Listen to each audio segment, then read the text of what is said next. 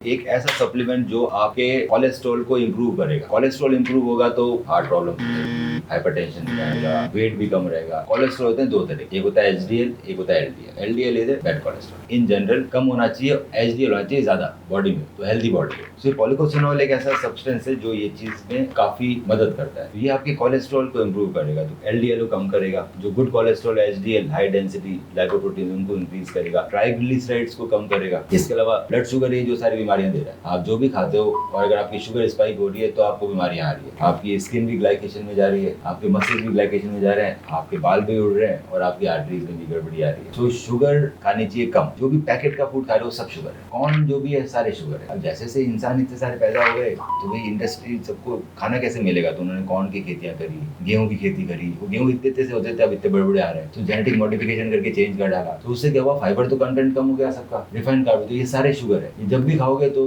Body में sugar spike होगा, sugar spike होगा तो इंसुलिन स्पाइक होगा, इंसुलिन स्पाइक होगा तो क्या करेगा, इंसुलिन शुगर को फैट में कन्वर्ट कर देगा। दूसरा, शुगर हर जगह जाके जम जाएगा। शुगर जमेगा तभी एजिंग होगी और सभी बीमारियां आएंगी। तो अगर आप शुगर कंट्रोल कर लो अपने लाइफ में तो सबसे अच्छा है। शुगर कंट्रोल करने के लिए सप्लीमेंट ले सकते हैं इस तरह के। दूसरा ये कर सकते हैं कि खाने से पहले फाइबर खा लो बहुत सारा। हर मील से पहले अगर बहुत सारा फाइबर खा लिया जाए तो फाइबर आपके गट के अंदर शुगर को पकड़ लेगा, एब्जॉर्प्शन धीरे धीरे करेगा। और फाइबर अगर इजीली खाना है तो व्हीट ब्रांड और ओट ब्रांड मिलता है बाजार में, वो 2 चम्मच घोला पानी में पी गए हर खाने से पहले। 3 बार खाना खाते हो, तीनों बार कर लिया। गंदा होता है टेस्ट में, नाक बंद करो पी जाओ। जैसे भी खाना खा नहीं सकते, ब्रांड है ना, भूसी है। उसके अलावा क्या कर सकते हो, जो वेजिटेबल्स आती है हमारी सब्जियां, जो भी, अब सब्जी कोई खाता हुआ दिखता नहीं मुझे, ना मैं खाता हुआ दिखता, ना कोई, बड़ा मेहनत लगी। इतनी सब्जियां तो कोई खाता नहीं है ना, किसी खाते हैं।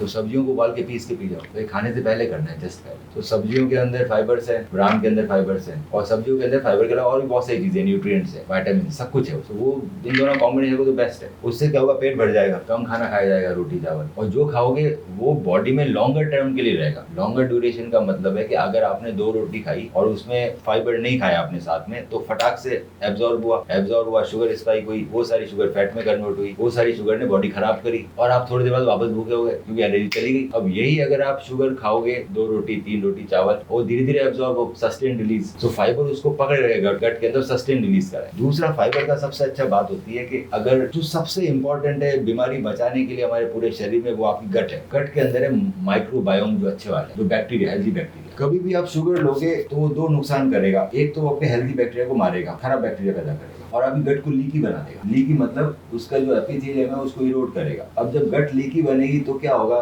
कि जो भी आप खाना खाते हो ना, जैसे आपने गेहूं खाया, अब गेहूं इज अ वर्स मतलब भयंकर वर्स है। गेहूं से बुरी चीज बनी नहीं किसी इंसान को खिलाने के लिए, तेल वेल को छोड़ के, जो हम रेगुलरली खाते हैं। सबको लगता है गेहूं की रोटी बहुत हेल्दी है। गेहूं में क्या प्रॉब्लम होता है, गेहूं में ग्लूटेन होता है। अब ग्लूटेन क्या करता है, हमारी गट की लाइनिंग को खा जाता है बेटा, वो खा जाता है ग्लूटेन लाइनिंग में, तो हमारी गट हो जाती है लीकी होती है। तो फिर ऑब्वियसली बॉडी रिपेयर कर देती है। तो लीकी हो, आपने रोटी खाई, गट मेरी लीकी हो गई, उसकी लाइनिंग इरोड हो गई, बॉडी ने रिपेयर कर दिया। पर कब तक रिपेयर करती रहेगी, 1 साल 2 साल 5 साल 50 साल, कभी तो जाके लीकिंग रिपेयर नहीं होगा। जिस दिन लीकिंग का रिपेयर बंद हुआ तो ग्लूटेन है वो आपके ब्लड में चला गया। 4-5 चीजें आपने और खा रखी है, प्रिजर्वेटिव, ये वो फलाने का, जो चीजें आपके ब्लड में नहीं जाना चाहिए। गट का क्या काम है, डाइजेस्ट करके एब्जॉर्ब करना, जो बैड चीजों को अंदर ही रखना, ब्लड में नहीं आने देना। वो जो लीकी गट है वो क्या करेगी, आपके बहुत सारे केमिकल्स को, हार्मफुल सब्सटेंसेस को ब्लड में ले आएगी। अब अगर ब्लड के अंदर वो सब्सटेंस आ गया जो कभी उसने देखा ही नहीं, तो क्या होगा, एंटीबॉडीज बनेगी। अब एंटीबॉडीज में ऑटोइम्यून डिजीज होती है, एक्सेसिव एंटीबॉडीज, हर चीज के लिए एंटीबॉडी बन रही है, बहुत सारा केमिकल अंदर चला गया ब्लड में जो जाना नहीं चाहिए, गट लीकी हो रखी है। सो ऑटोइम्यून डिजीज,